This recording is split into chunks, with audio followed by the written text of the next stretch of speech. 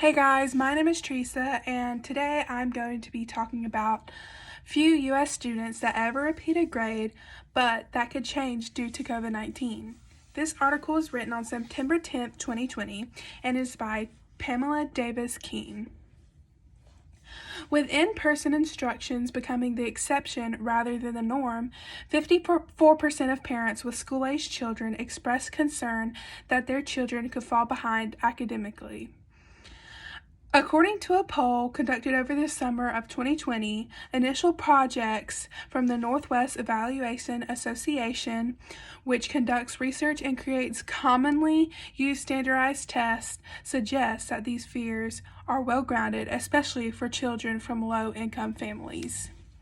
Based on the association's finding and my own research regarding academic achievement and socioeconomic status, I believe it's likely based on these early projections that the widespread and rapid switch to remote schooling will have negative long-term academic consequences.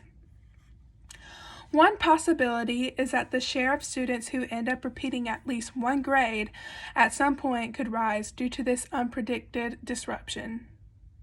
According to government data collected in 2018, only about 6% of the U.S. students had to repeat a grade before graduating from high school prior to COVID-19 pandemic. Any potential effort to make students repeat a grade when they can't demonstrate they have learned enough to advance to the next one would build on some recent precedents.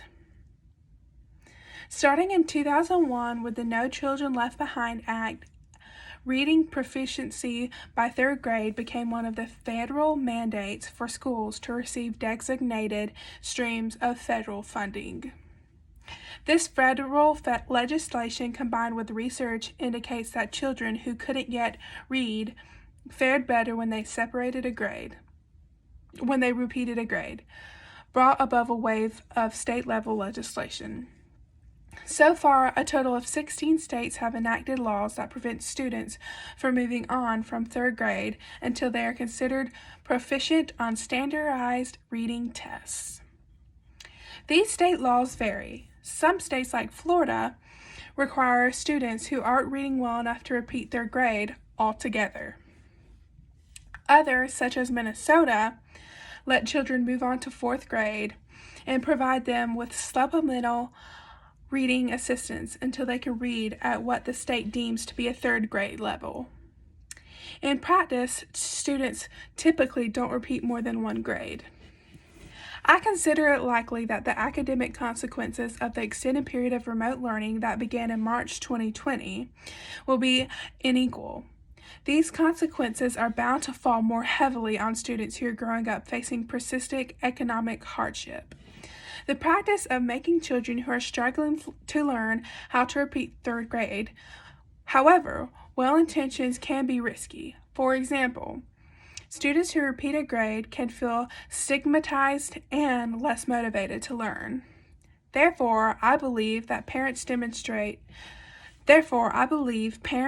educators, and policymakers will all need to try to address the inevitable gaps in learning bound to arise from widespread remote learning during the pandemic. I think that if